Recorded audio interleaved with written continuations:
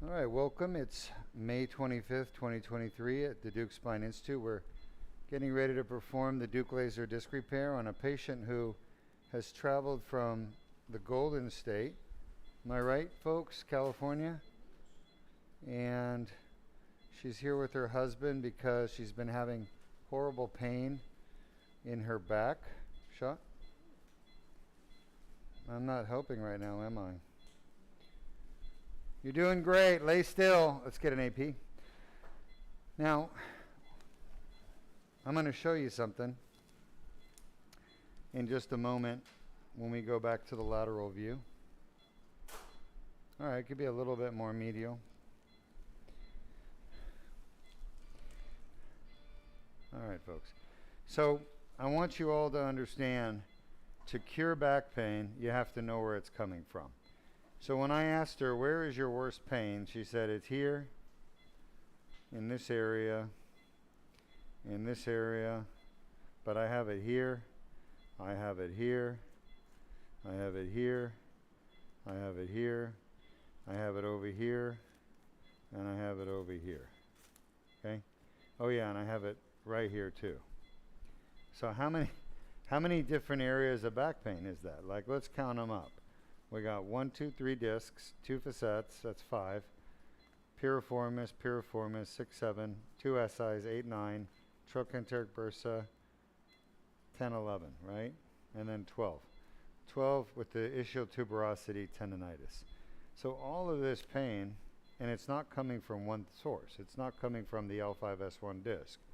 And this is why so many doctors do surgeries or procedures on patients and the patients don't get better. It's because they have many different causes of pain and the doctor is not identifying them all. Each one of these requires a different treatment. So we've already done the treatment for the 2 piriformises, which are injection. We've done the injection in the SI joints. We've done the trochanteric bursa injections. What we haven't done is the 3 discs and the 2 facets, and that's what we're doing today. Okay? And we also did the muscle, the ischial tuberosity tendonitis injection. All right, so we're almost where we need to be. Lay still. Where do you feel that? In your back? Sean? Huh? What'd she say? Where? In the muscle. Oh, Sean?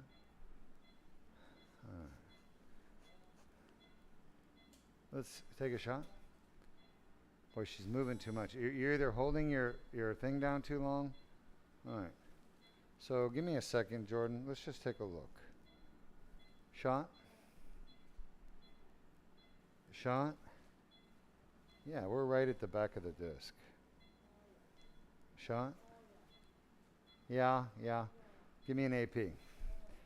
So folks, I'm using an x-ray machine called a fluoroscope. It's a special x-ray machine to navigate, is what we call it in the business. Navigate means to go from one place to another. We're navigating, surgical navigation, that's what we're doing. And using the x-ray to show me landmarks. We call them landmarks, but they're really, anatomical structures like bones, joints, disc. So I've got these anatomical landmarks and I'm trying to get to the L5-S1 disc. She's helping me. She's helping guide me. Okay? She's doing a good job. Sorry about that. I know it's uncomfortable. So L5-S1 is completely collapsed, hard to get into. And I'm going to give you some numbing medicine, okay? Just bear with me, a little stick and burn. You're doing great. Everything is going well. So 5-1 is very hard to get into. So what I'm going to do is we're going to put her to sleep in a little bit, and I'm going to get in during that time. But right now, we're going to go on to the L3-4 and L4-5. So we're going to get the other disc accessed. I'm using this needle to go from the outside world, where we are with our instruments, down to the spine. You're doing great, Num Num. Going to give you a little more numbing medicine, okay? Just hang in there. talking to my patient. She is awake, not completely, a little sleepy, Sean. And I'm giving her some more numbing medicine. You're doing great. She's particularly sensitive. Sean. Very nice. Now, I'll tell you something. If you use a little too much numbing medicine down by the nerve roots where we are, can actually get a nerve block. And if she has a nerve block, she's going to have a numb leg.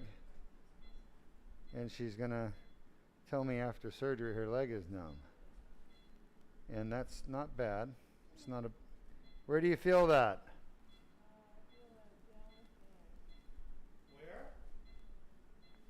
Where you feeling that? In the muscle? Yeah, you're right, Sean. That is the muscle. I'm trying to get a little more medial. There's the facet. Now I need to sneak around the facet. Sean, you're doing great. And there's the herniation. Okay, I'm up against the back of the vertebral body. So, all right.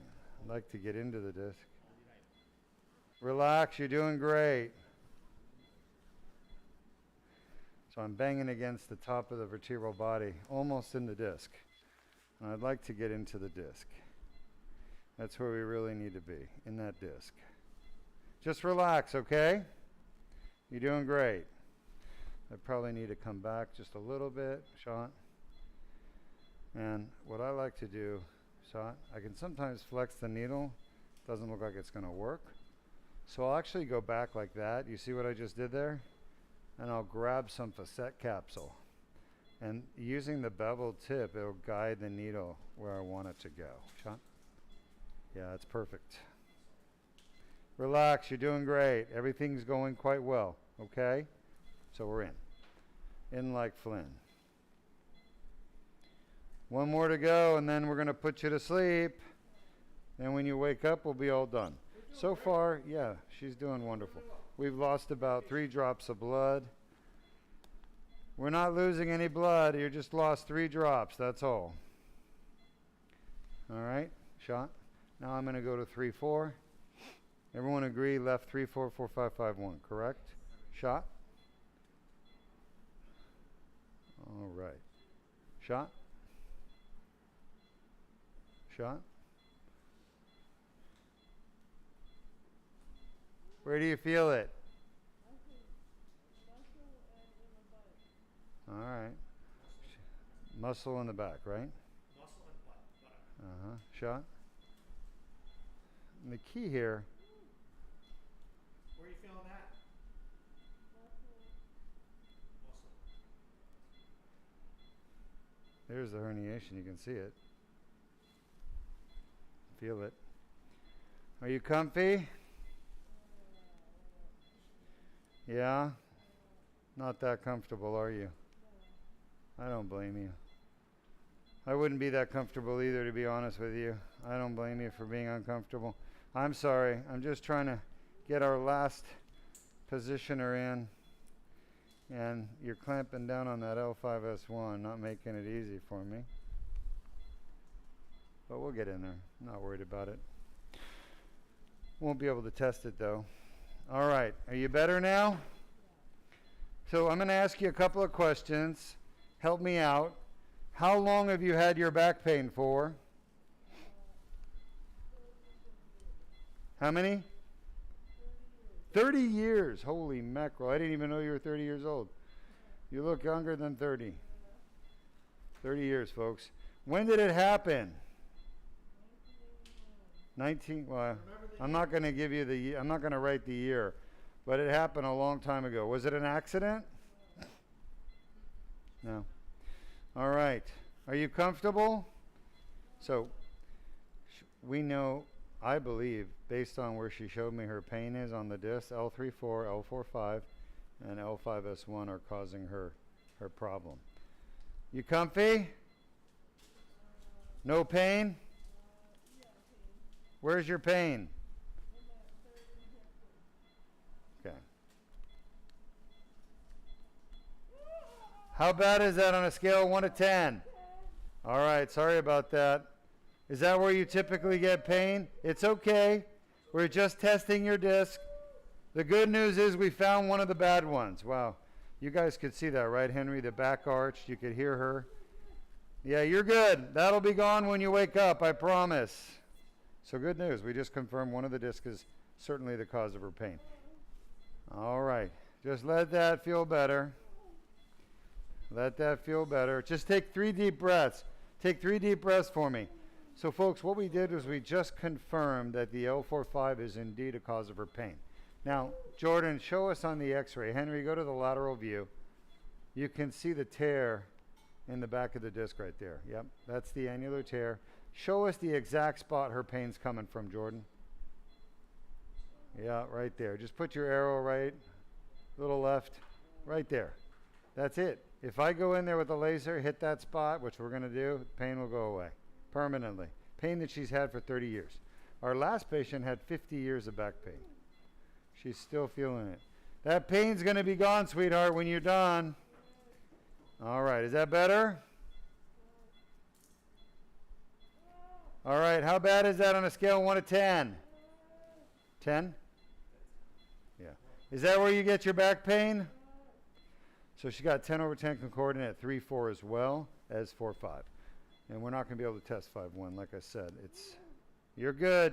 We're going to put you to sleep. When you wake up, we're going to be done, and that pain will be gone forever. Isn't that great news? Congratulations. I want you to count from 1 to 100 out loud for me so I can hear you. All right. Henry, let's show our audience, why do discs cause so much pain? Why does that tear in the back of the disc cause so much pain?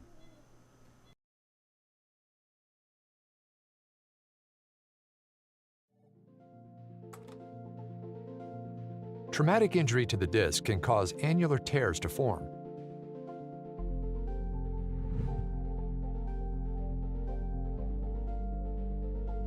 Pressure on the disc causes herniation of the nucleus pulpus through the annular tear. Inflammatory tissues develop within the annular tear, causing back pain.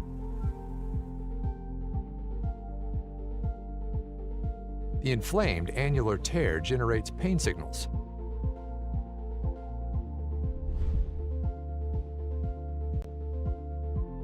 Additional injuries can cause symptoms to worsen.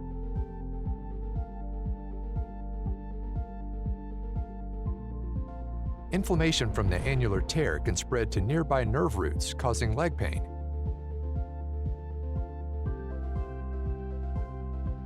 Signals travel up nerves to the brain, causing localized back pain.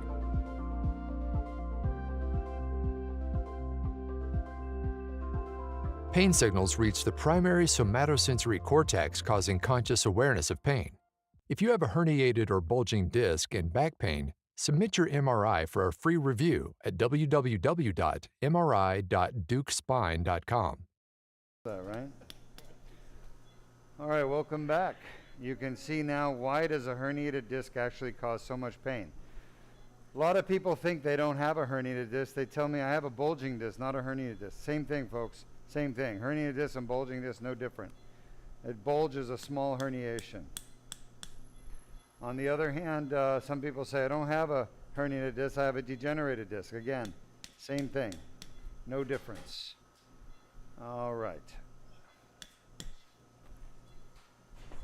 We are inside the L3-4 disc, and we are ready to clean that tear. Get rid of her back pain permanently. Once again, we were able to get all of these discs accessed through one incision. The incision is 7 millimeters long. And now we're going to go inside that disc, and we're going to see all the damage that she's been living with in her disc for years. We're going to use the laser to do the Deuk laser disc repair. Henry, let's show our audience how the Deuk laser disc repair works. There's some nice, fresh, fluffy herniation right there.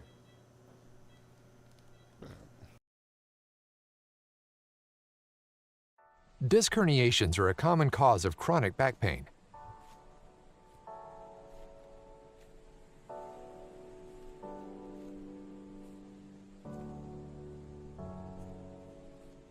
The inflamed annular tear causes back pain. Inflammation of the nerve roots causes leg pain.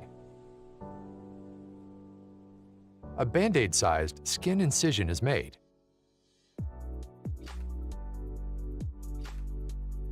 A small tube is inserted without damaging the bone or soft tissues.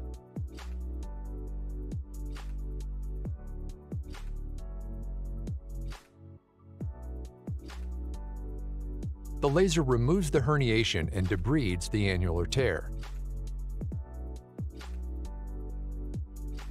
The annular tear heals on its own.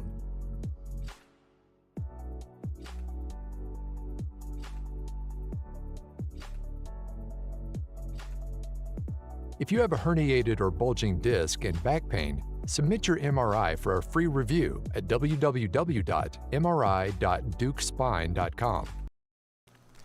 Hey, welcome back. You see, why does a herniated disc cause so much pain? And then also we showed you how the laser surgery done here at Deuk Spine Institute, called the Deuk Laser Disc Repair, it was developed here at Deuk Spine. It's a type of endoscopic spine surgery that's done. What makes it different, obviously, is we do what's called an annular debridement. And when you're doing an annular debridement, you're actually cleaning up the tear where the herniation came out of, the tear in the back of the disc. And nobody has ever given the tear much attention over the years, but we discovered that the tear itself is the actual cause of all the problems. It's not the herniation as much as the tear. Herniations themselves rarely cause problems, but the problem is inflammation within the actual tear itself. Okay, we use the laser to do what's called an annular debridement, and it can only be done with the laser.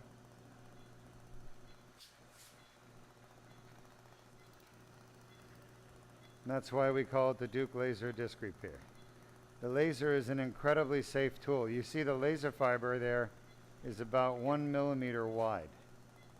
It's strange. We have a little bit of blurriness. I wonder if that's the dye. There's the tear, by the way. You guys see the tear right there, Henry? Right there. Yes, we do. Yep. Just to give you a point of reference, the laser fiber is 1 millimeter wide. So that kind of tells you the tear itself is several millimeters wide, held open by the blue stuff.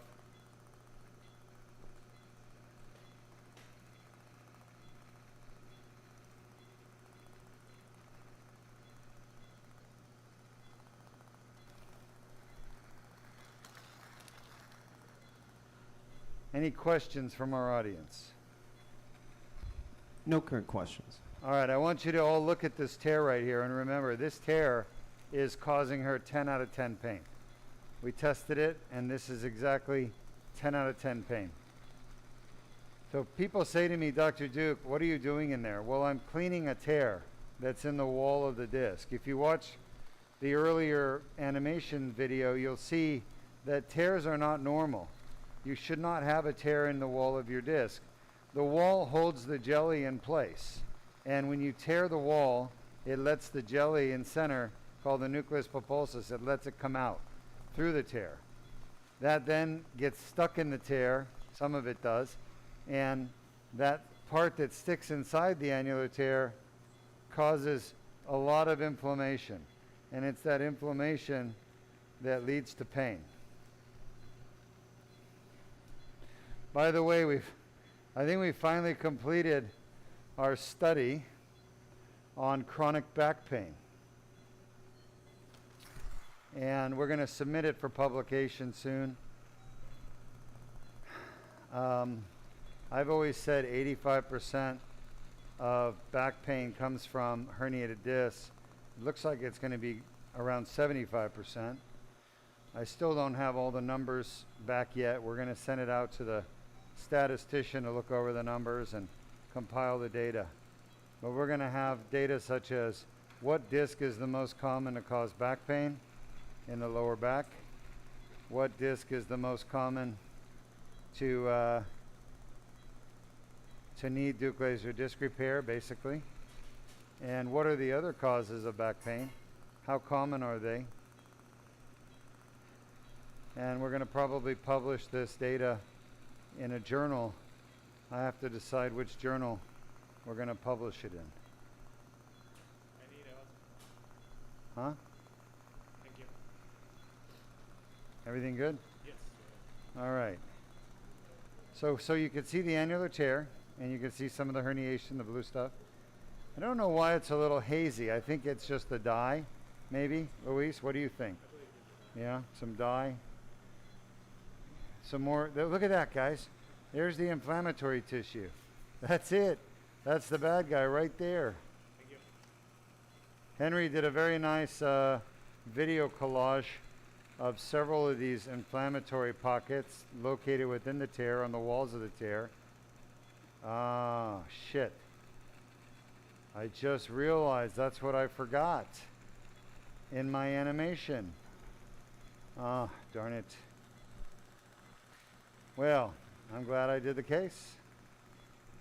I just realized as I'm looking at my animation that there are little pockets of granulation tissue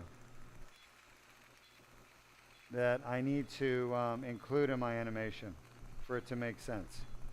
All right. Well, that's good. It's always an opportunity to learn. Any questions? No current questions. All right, well, I'll give you all another update. We've done 3 Deuk plasma rhizotomies for knee pain. People with arthritis in their knees, pain in their knees, chronic pain. And the Deuk plasma rhizotomy is a novel technique where we use basically plasma energy to destroy the nerves that go to the knee that cause pain. And it was first done here at Deuk Spine Institute. All 3 patients have been recommended for knee replacements, and now they're pain-free, not needing their knee replacements anymore. This is going to change medicine completely. We did our 3rd patient yesterday. She's actually back to work here today. I was surprised because I came to work and she was here working. And I said, "Didn't you have your knee surgery yesterday?" And she said, "Yes. Yes, but I feel so good, I want to come to work." I said, "Okay, I like that dedication." All right. So we're going to show you guys a live surgery of the Deuk plasma rhizotomy for the knee, for knee pain, arthritis in the knee. And if you've been told you need to have your knee replaced, don't do it. It's no longer necessary. Of course, there's certain things we can't treat, like infections within the knee. But arthritis pain, yes, it can be treated with the minimally invasive Deuk plasma rhizotomy, and we can get rid of the knee pain. Like I said, in theory, it makes perfect sense, but in application or practicality, we call it, we've tested it now, and we've had incredibly good results. 100% elimination of the painful knee, the pain from the knee. In all 3 of our guinea pigs that have undergone the treatment. The only question is, will it last? And if you understand how it's done, we're literally severing or cutting through the pain nerve, and there's no way for that nerve to come back. So unlike a radiofrequency ablation, where the nerves do grow back, with the DPR, Deuk plasma rhizotomy, the nerves don't grow back. These are pain nerves, by the way, not nerve roots. All right, well, we've got, I don't know, Luis, looks like a herniation there, right? Oh, yeah. Let me see if I can grab it and pull it out. It looks big.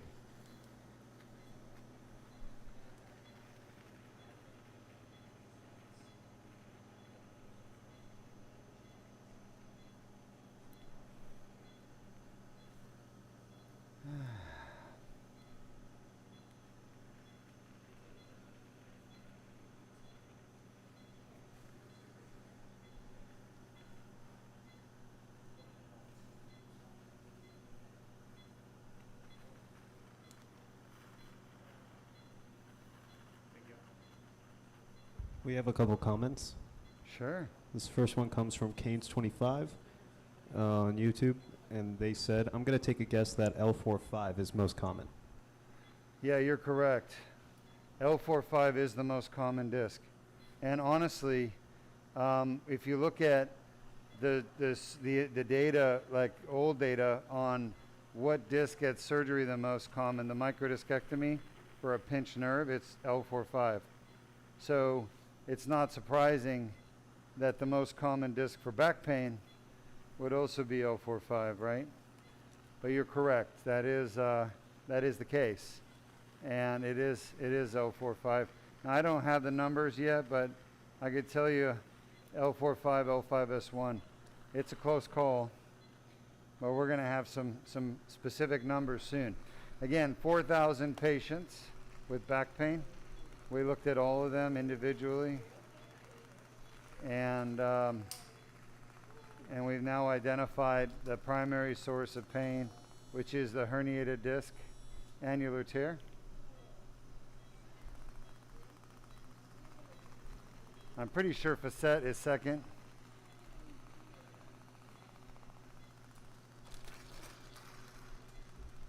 We have another comment. This comes from Slick Rich on YouTube. Uh-huh. They said, I just had an ablation done a week ago, and I'm already in pain. L4-5 to S1 is my problem. Yeah, we can fix it for you with the Deuk plasma rhizotomy. What we do is permanent. It's a permanent fix. I'd recommend you submit your MRI and let us check it out and make sure that that's what you've got. And then if it is, we can schedule you for a DPR and get rid of that pain permanently. Wouldn't that be nice?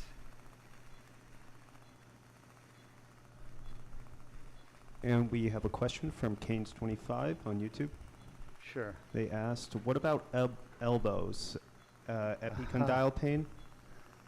What about elbows? Great question. You mean arthritis in the elbow, I assume? We haven't hit that one yet. We haven't thought of that one.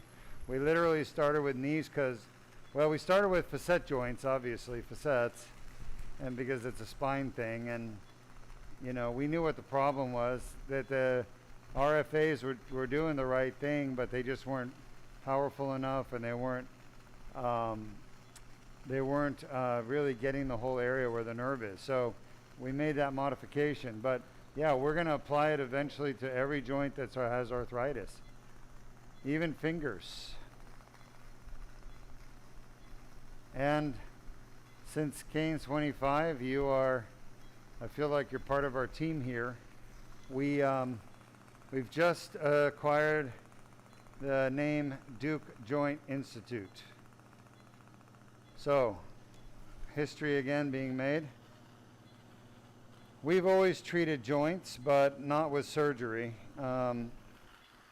We treat it with shots and therapy and injecting lubricants or steroids, other types of substances, PRP, stem cells. But we've never do surgery on joints like knees, hips, shoulders, elbows. But that's changing. And now that we have a technology that can be used to kill pain in the knee, we're going to start doing it all the time. And keep people from having joint replacements. I mean, I looked it up. There's almost a million knee joint replacements done every year in the United States. That's a big number.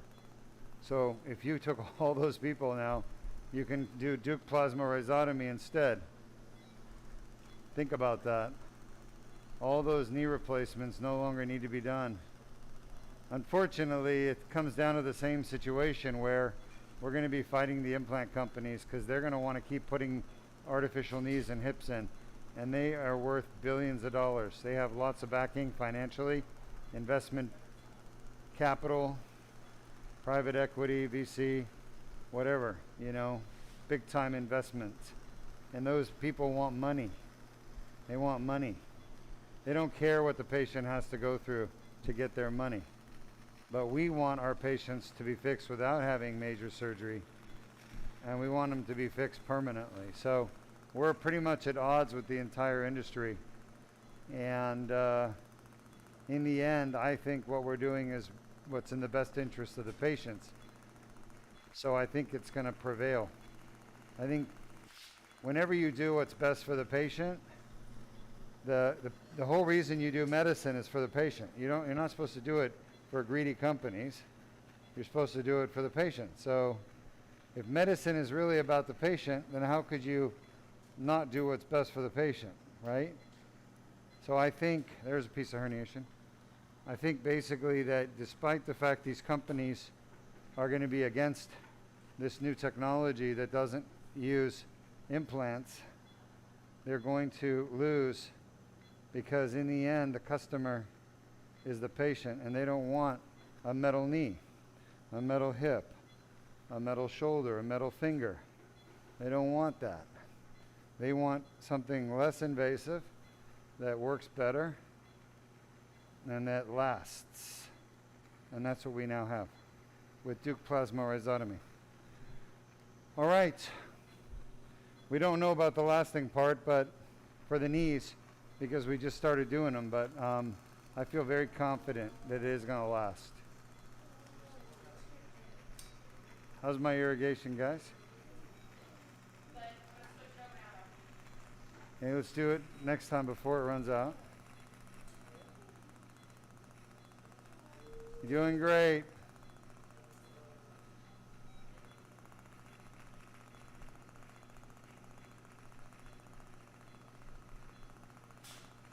Boy, this is a badly damaged disc at 3-4. So it's like the never-ending herniation here. But we're just about done. Another 30 seconds.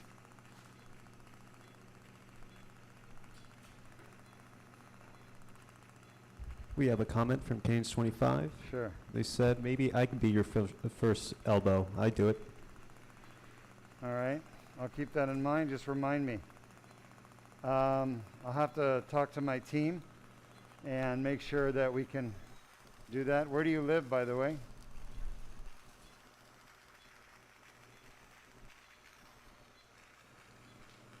Is he in Florida? Is Canes25 in Florida? I do not know. They will answer in a moment, but we do have a question from Slick Rich, once more on YouTube, asking, is this procedure done with sedation? Yeah, the procedure is supposed to be done with sedation. Great question. It is sedation, but everybody's level of sedation is different. Depends on just how safe, the deeper levels are. The anesthesiologist, Dr. Berndes, is the one that makes that call. And so we want the patients to be sedated for the surgery. But in the beginning, they're not. I need their help in the beginning. 10 seconds? Why? Huh? Yeah, we're done with this one.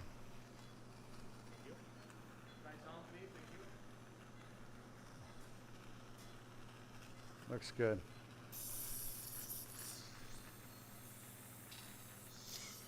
Looks good. Cleaned out the herniation and tear.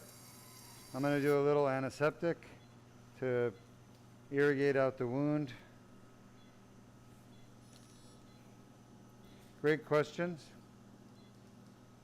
We appreciate all the questions and comments.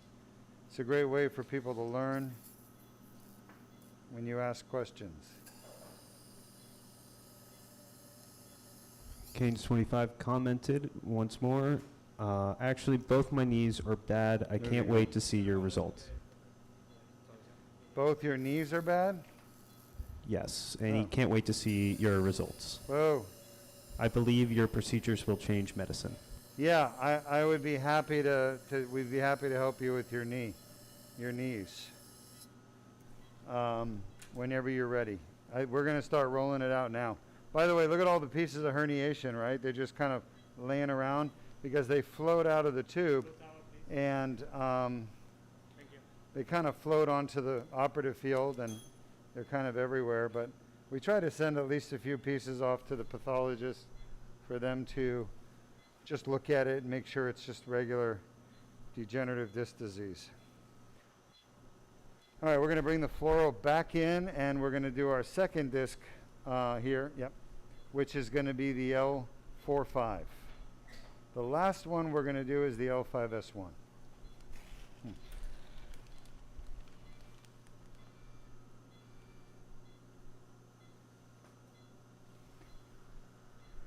Come on, Jordan, come south.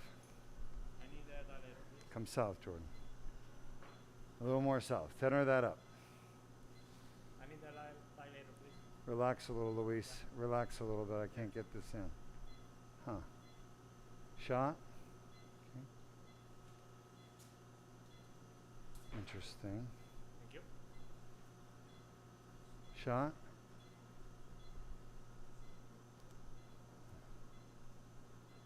It's just so hard to get into 5-1.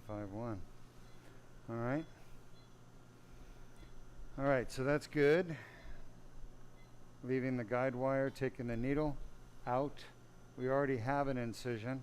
We're going through the same skin incision, 7 millimeters. We're going to bring the dilator down, the guide wire. By the way, using a guide wire in spine surgery is nothing new. Shot. I was trained to do it when I was in residency in neurosurgery at Shands, Gainesville. We used guide wires back then to place pedicle screws percutaneously. We were part of the pilot programs for FDA approval of pedicle screw systems that were percutaneous with what are called cannulated screws. So we helped develop that technology at the University of Florida in Gainesville. The main person on that was Dr. Rick Fessler and Dr.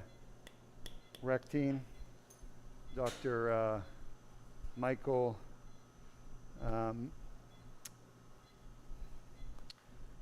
McMillan,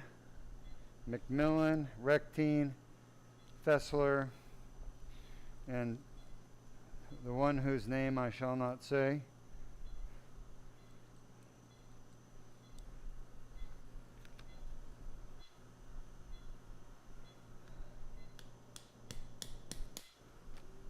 We have a comment from Canes25, and they said, I'm in Pennsylvania, but I make it there. Of course. We have a lot of people from Pennsylvania. I think we had a lady 2 days ago, right, from Pennsylvania? We have a lot of people from Texas and Pennsylvania. That looks good. So well, Yeah, she was so happy with her results. Okie dokie, artichoke. So one disc down. The next one is the number 4-5. You can see on the x-ray that the tube is sitting right in the annular tear, and we're going to use the laser to zap away all that herniation stuck in there that won't come out on its own. One of the things that we hear a lot from patients is, hey, if I go to the chiro or physical therapy or give it time or use the Vax-D, won't the herniation just go back in? The answer is no, it won't. And more importantly, you don't want that herniation going back in. The herniated disc is not like a normal piece of disc that just happens to be out of place. It's a very abnormal piece of disc. It's scarred, it's calcified, it's just in very bad shape. And you really don't want that going back inside. It's just going to pop back out again.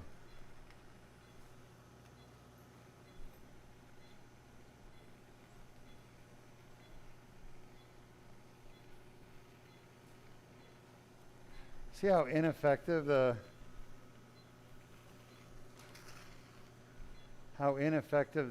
grabber really is? You see that, folks? I was trying to grab that stuff and just did nothing. So the key is the laser.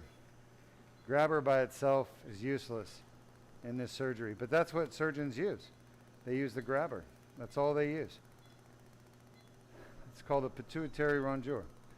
And that's what I was taught to do. I use the grabber and also a curette to push down and scrape the herniation. But in the end, you end up doing what's called the discectomy. If you're too aggressive, you just take the whole disc out. You don't want to do that because the whole disc is not the problem. Watch that, please. You know what I mean? The problem is, grabber, is not the whole disc. The problem is the herniation and the tear. You want to leave the rest of the disc alone.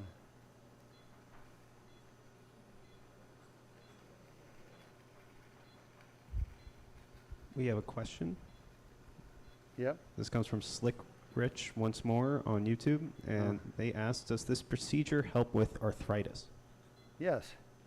This procedure gets rid of the pain from arthritis that you have in your disc. So what is arthritis? A-R-T-H is joint. Itis is inflammation. Arthritis is inflammation of the joint. So what we're treating right here on this disc is inflammation of a joint, except the joint's called a disc. Now, it's not a true diarthrodial joint with cartilaginous surface, synovial membrane, and synovial fluid like a facet joint is, or a shoulder or knee or hip, but it is still a joint nonetheless.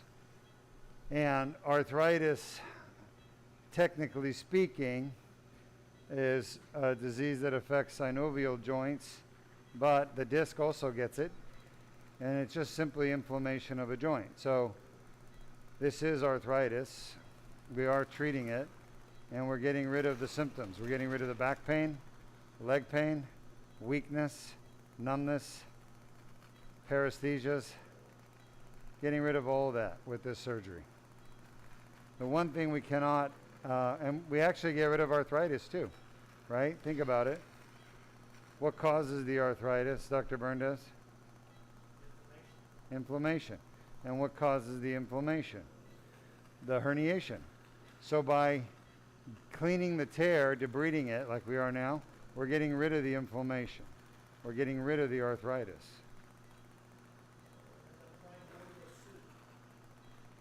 Primordial soup. I love it.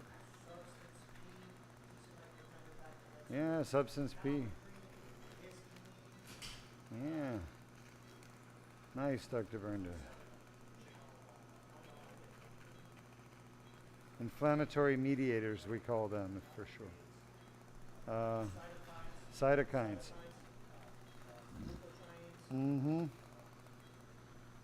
You've been doing some studying lately, haven't you? Brushing up on your cellular biology.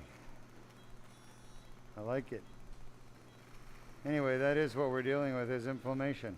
So we are eliminating inflammation. So this surgery does treat inflammation of the disc, and it eliminates that inflammation. Now, it's different than the DPR, right? What does the DPR do? Well, with DPR, we're getting rid of the pain nerves, so we're not really doing anything about the inflammation. The DPR is a different procedure, and it's designed to treat pain, but by denervating a painful joint, which is something that's been around. There was an old name for it. Some of you may have heard of it before. I don't talk much about it. It's called a Charcot joint. Charcot is named after the scientist who first discovered it. And as you can tell, he was French. Charcot. Yes, he was a neurologist, French neurologist. And what's interesting is he discovered that people with syphilis stopped having arthritis pain in their joints. And why would that be? Luis? Huh? No. Yeah. Yeah, so why would syphilis? So that's called tertiary syphilis. That's correct. People with late stage tertiary syphilis, they get neuropathy because they get gumas because the disease, the infection, actually affects nerves.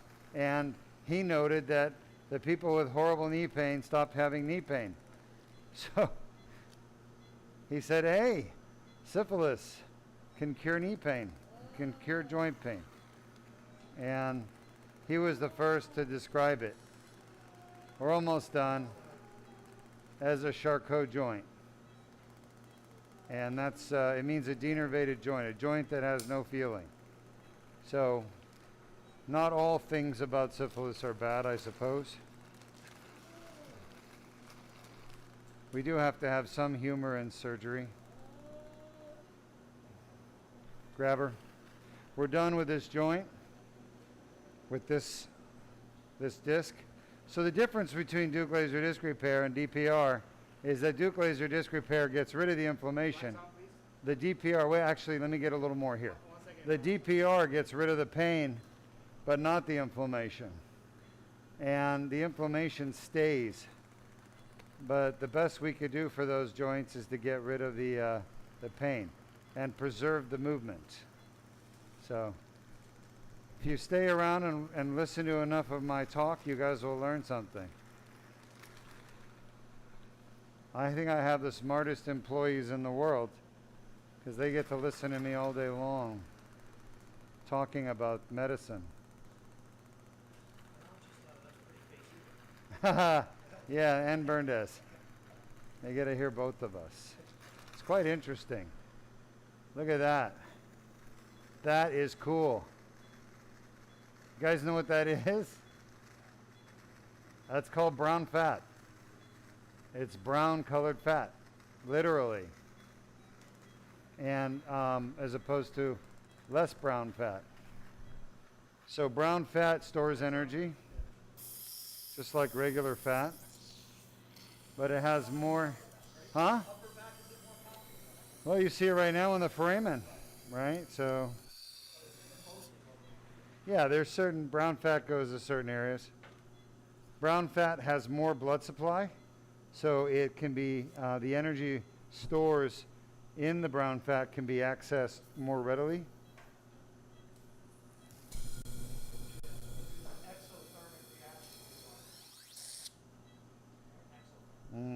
Exothermia, heat. Exothermic reactions are those processes that generate heat.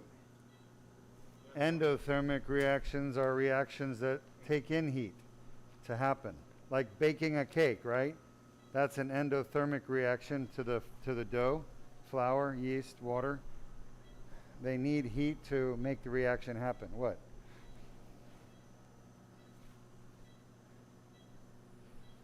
Once you pull it back, I'll hold the needle. Straight out. There you go. All right, let's get that fluoro. Thank you. Ooh, my legs are getting tired. Need to put some leg squeezers.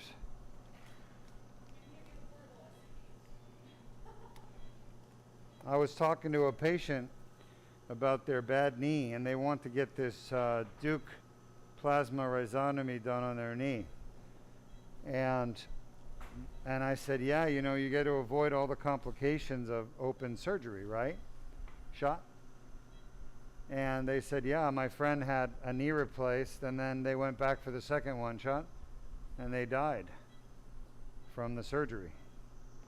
They got a blood clot in their knee, their leg, below the surgery, and died. Happens a lot. Yep.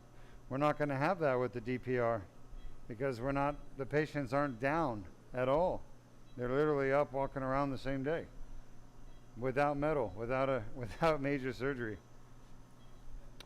All right, check the lateral without the immobility, right? And you know, all the swelling too impedes circulation around the knee. Give me an AP. So it affects the venous return. Of course it affects the venous return. All that trauma from the knee replacement around the knee, there's all these collateral vein circulation, and you get all that swelling in the soft tissues, and it obstructs the venous return. That looks good. All right, lateral. So basically, all the swelling obstructs venous return. You get venous congestion in the leg, which then promotes DVT formation. So all that's avoided without the trauma of knee surgery. I'm telling you guys, it's just the most incredible thing. Come on. You got blurograms for today for some reason. I don't know why. All that money I spent on that x-ray machine. This is going to revolutionize healthcare. I know I'm saying it today. This is the source, the origin. It's like we just discovered gunpowder, you know? Maybe better than gunpowder. Gunpowder is used for bad things. Deuk plasma rhizotomy is going to be used for good things. Shot? So it's just crazy to think that we've become the epicenter of all this advancement in technology. I was supposed to just come here and, you know, be a, what do you call it? A neurosurgeon that just, sleepy neurosurgeon in a sleepy town. Make money and just do surgeries and not really invent anything. But that's not what God's plan was for me, was it, Luis? Or you? Right?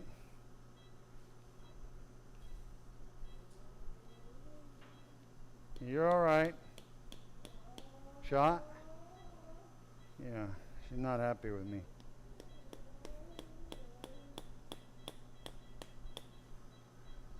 Oh yeah, baby, we're in. You're fine.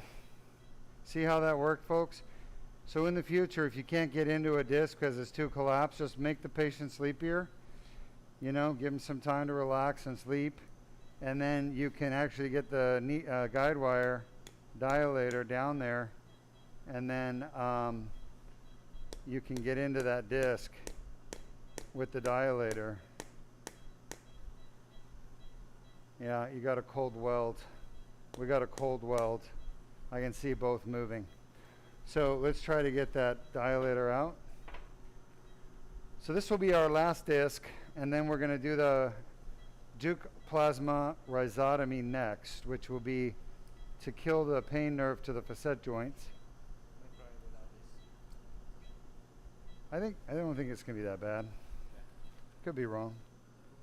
Any questions, Henry? Yes, this next question comes from Slick Rich once more on YouTube. They ask, is this procedure also done with a DPR both at the same time, or is it two procedures? Well, great question. We are doing the DPR next. So remember, the Deuk plasma rhizotomy treats facet joints. The Deuk laser disc repair treats discs. Two totally different joints, but really close to each other. And a lot of people have both, pain from the disc and pain from the facet. So yeah, we like to try to do it all in one shot, and typically we can. Alrighty then. So the reason why this disc looks different, look at that, it's all inflamed. You see all that pink? All of that's abnormal. That's all inflammation. The reason there's no blue, remember I didn't do a discogram here, okay? I couldn't get in. Remember, it was too collapsed. So I had to wait for her to be more asleep, relaxed. And the reason why being asleep helps is because what compresses the disc is muscles.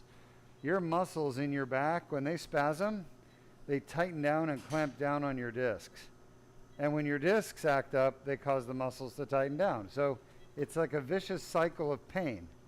Muscle spasms and disc pain, alternating back and forth, creating just constant pain for people. So we put her to sleep deeper so that her muscles would relax more.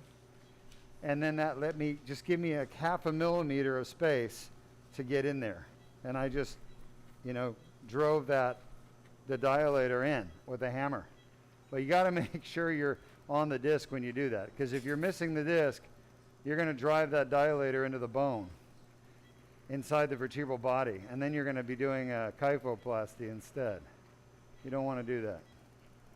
So make sure you're in the disc. And that takes some skill. My son, God bless him, he's a teenager. He's 18 years old. You know how teenagers are. They know everything. Mom and dad, well, we're just losers, right? We can't do anything right. And they know better than us. Anybody know what I'm talking about? I was a teenager. I knew better than my dad. Of course, I had no idea what he went through to become a doctor. I thought I knew. Thought, yeah, no big deal. Anybody can do that. It's not special. I was wrong. It wasn't until I went to medical school that I appreciated just how hard it is to become a doctor, how hard it is to study all that information and remember it. Is everything okay, Dr. Berndes? And anyway, long story short, my kid, God bless him, he's going to Princeton in a couple of months, and he's been doing research for me. Anyway, he said, Dad, what's so special about what you do? It looks like anybody could do it. I said, yeah, you're right. Anybody could do it. But they've got to be trained to do it. And if you don't get the right training, then you make a mistake, the patient dies. And you don't want your patients dying. It's not good, right? Now, some doctors don't care if their patients die. They just don't care. It's part of doing surgery. It's part of, hey, it's their problem. They came to me with a brain tumor. They died from surgery or an aneurysm. Like, neurosurgery is the worst. Maybe oncology is pretty bad too. Like, if you're treating cancer, you know, it's almost 100% of your patients are going to die, right? Depending on the type of cancer you're treating. But basically, your patients are going to die. And, you know, pediatric neurosurgery is similar. Kids, brain tumors, horrible things. They come in sick as hell. And the tumors are huge, and you can't cure them, and the kids always end up with deficits, horrible outcomes. Point I'm trying to make is, my work here, we don't have that. We don't have bad outcomes, okay? We have great outcomes. So to do spine surgery is one thing, but to do it well, that is a completely different ball of wax, right, Luis? And it's not just me, folks. My God, you have no idea. Like what I do, I literally couldn't do the surgery. I would screw this up every time. If the equipment wasn't right, if my staff weren't doing their job, my nurses, my doctors. It is a team approach all the way through and through. And if you don't, you can be the best surgeon in the world. And if you don't have the right equipment, you are not going to get a good result, period. I guarantee it. Okay?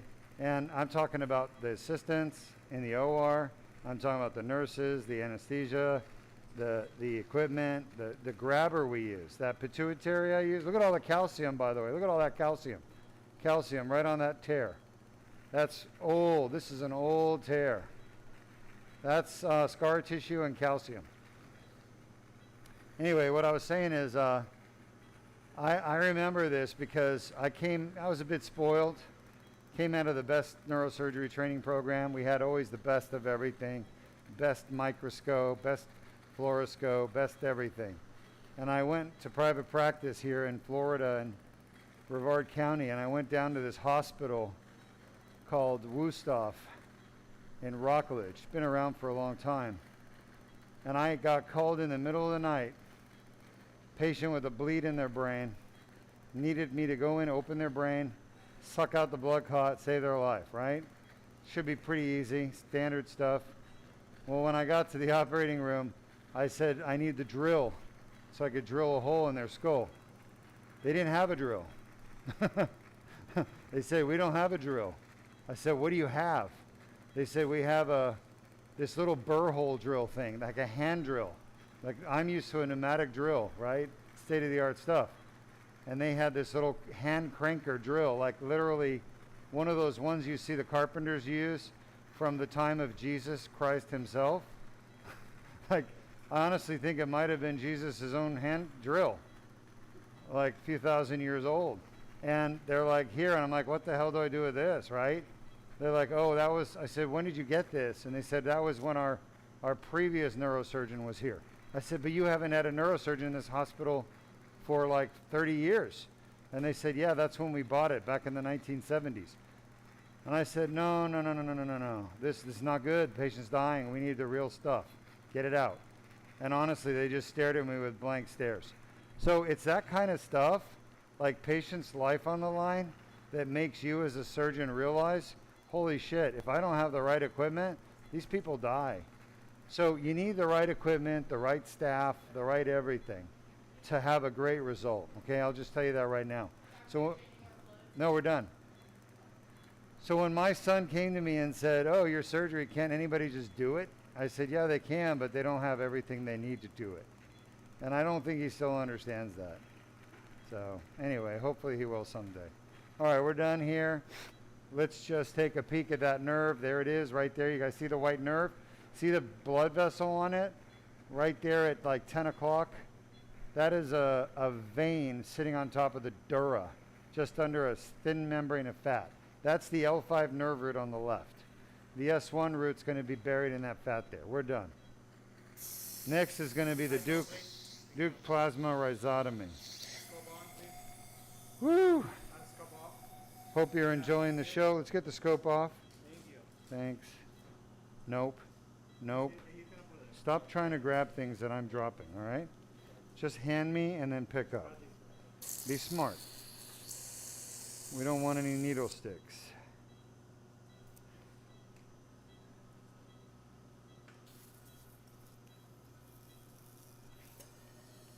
All right, so next we're going to irrigate this last disc that we just did, then we're going to move on to our DPR. Just to remind me, it's the L4-S1, correct? For those of you who don't know, DPR is Deuk plasma rhizotomy. It's just a fancy schmancy name we gave it to burn the shit out of a peripheral nerve. The nerve we're burning is called the medial branch of the dorsal ramus. It's literally a nerve that just does one thing. It makes pain from the arthritic facet joint go up to your brain so you can feel it. Well, somebody a lot smarter than me figured out, hey, if we kill that nerve, then we get a Charcot joint. Remember the Charcot joint we talked about, the French neurologist who first described arthritic joints that were hurting so bad that they became painless, and basically people infected with syphilis back in France and Paris, like back in the 1920s or something, or in the 1800s. I don't know exactly when it was. But he made that discovery. It was like, wow. So, pretty cool stuff. All right, we can see the TP. We can see the pedicle of 4. A little bit of scoliosis. All right, why don't you outline that transverse process in pedicle? Let's have the needle. Okay, there is the TP, the Jordan's outlining with the arrow. You see that, Henry? There's the pedicle. Show us the pedicle. It's circular. Now show us our target. That's right there. It's basically the outer upper part of the pedicle where it connects with the transverse process. And we're starting with 4. And she is snoring away. Sleeping Beauty. I'm going to go through the scan. Oh, shot. Well, I'm a little too high there, huh? We're just doing 4-5-5-1, right? Correct. I'll come down a little bit. Shot. All right. My daughter called me today. Her name is Ariana. She said, Dad, I just took my math final. I got a 96%. I'm so proud of her. She was really struggling in math. All right, that's the target. We're in the perfect spot. We're going to numb, and then we're going to burn. We're going to turn and burn, baby. We're going to do the Deuk spine slide dance. The Deuk spine dance, right? Hopping and sliding. Yeah. It's the Deuk spine shuffle. I like that. The shuffle. Shuffling is hopping and sliding, right? Yeah, we'll shuffle. It's kind of sliding to the side, but a little hop. There you have it. Move your hand. Shot. Oh my God, look at that. Perfect. Louise, thank you. All right, so we're sitting on the TP. I can actually feel it with the tip of the probe, and I'm literally burning right where the transverse process meets the superior facet. But I'm doing the little Deuk spine shuffle. I like that. That's very catchy. Dr. Berndes came up with that. Shot? I have to give him some credit. Well, it's not better than the future of spine surgery today. Future of spine surgery is here today at Deuk Spine. I love that. All right, that's it. I mean, it's done right there. Shot? Right? Easy peasy, Japanesey. I don't know if that's politically correct, but hey, I'm saying it. Any questions? This is what happens when you guys don't ask questions, Henry. I start to babble. We do have a question. This comes from Mad Moose 67 on YouTube. Yes. And they said, do you have treatment for spinal stenosis? Spinal stenosis, it's in the L4, L5 area. 100% we do. Yes, we treat spinal stenosis, folks. That's what we treat. Spinal stenosis, shot, just to give you an idea of what it is basically where stenosis in Latin means narrowing, okay? Let's start with that. So you can imagine what spinal stenosis is. Of course, it's going to end up being narrowing of the spine, right? You know, I think it's good. Let me just do one more 100%er. Yeah, it's good. Hold on. Right there, shot. Let's see where that is. That's perfect. So stenosis is Latin for narrowing. Spinal is spine. So spinal stenosis is narrowing of the spine. And the truth is there's different areas that can get narrowed. And that's what most doctors don't understand. And I mean most spine surgeons and most doctors. Everyone thinks spinal stenosis happens in the center. It doesn't. It actually happens to the side. And it's the side where the nerves are. Nerves are off to the side. So it's not central stenosis that actually causes problems. It's lateral recess and foraminal stenosis. Shot? Shot? Ay, cabrón. Shot? Trying to get to that spot. Shot? By the way, I'm ay cabroning myself, not my staff, so I don't want any complaints to PETA. I'm just kidding. That was supposed to be funny, guys. Is your chihuahua's name Cabron? Shot? Oh my God, I love that chihuahua. The Quiero Taco Bell chihuahua. Yo quiero. Why don't they bring that commercial back? Shot? That's the perfect spot right there. Doesn't get any better. Huh? I love that Taco Bell chihuahua, right? One more to go. We're almost done. So if you have questions, type them up. I'm going to show you our 2 incisions when I'm done. One is the facet joint treatment called Deuk plasma rhizotomy, and the other one is, of course, the Deuk laser disc repair for discs. Look at the tip of that needle right there. Oh, it's too medial. Right there. See that shot? All right, so look where the perfect spot is, right where the arrow is. You guys see the arrow, Henry? Shot? Yes, we do. So the arrow is the perfect spot where the nerve is. I could be a little bit more medial. I'm going to reset it. Nope, I can't because the facet's pushing me laterally. There it is. So look at the tip of the needle. Move your arrow. That is the little valley between the sacral wing and the superior facet. Show us the superior facet. Yep, it's a bone. That's where they come together. That's where I need to target. That's where the pain nerve lives. And with the Deuk plasma rhizotomy, that nerve has no chance of survival, especially if you get your procedure done at Deuk Spine, where this procedure was created. Shot?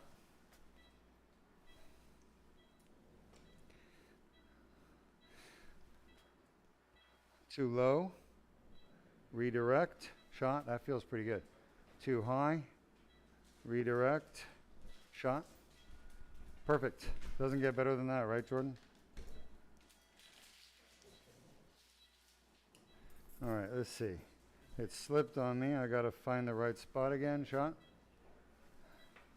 It's not bad right there. And a little bit lateral.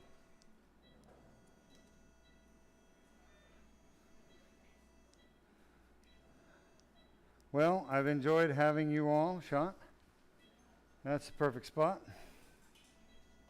And the surgery for this young lady has gone as good as humanly possible. Let's get the fluoro out. Let me show you what we've got here. Stitch. So, she had 3 discs, count them, 1, 2, 3, in her back, and we fixed all 3 because they were all causing pain. And then we did that through this one 8mm incision, no bleeding, basically, bloodless surgery. Then we did our DPR, Deuk plasma rhizotomy, to fix 2 bad facet joints that were full of arthritis and pain. Now we're putting a stitch. This is a resorbable. It doesn't come out. It's under the skin, inverted. And believe it or not, I haven't forgotten how to suture. I graduated my training, oh my gosh, 20 years ago. 20 years ago. From neurosurgery training at UF in Gainesville. Graduated and went into private practice here. Haven't moved, been here the whole time. And started Deuk Spine Institute here. Worked at the hospitals first and then got so disgusted with the problems at the hospital, the politics, the lack of focus to patient care, the sellout of the hospital to the insurance companies. And I realized I had to do something different. I had to create my own center. Thank you. Congratulations, great job. We have 3 knees fixed today. 3. History, right here. Deuk plasma rhizotomy for arthritic knees. We didn't do that today, right now, but we did Monica, we did somebody yesterday. I can't give you any more details than that. But I have said that my mom was the first, and she's still very happy with her knee. Okay, write your questions up. I'll come answer them for you face to face in about 5 minutes. I'm going to call the EBL 1 mil. You have the fluoro time or no? We're not doing it for these or what? I can write it down. All right, DLDR. Henry, you want to cut to a testimony?